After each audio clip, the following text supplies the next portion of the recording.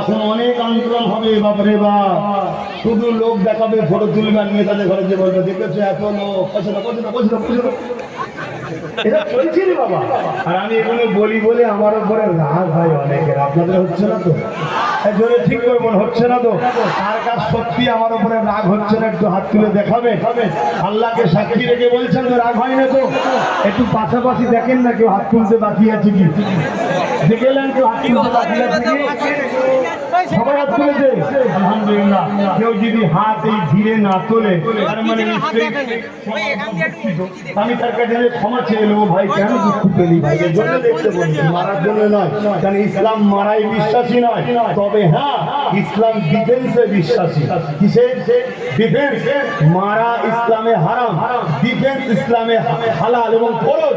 Defence করতে গিয়ে যদি ঢপ ছেড়ে কল্লা উঠে যায় কিছু করার নেই।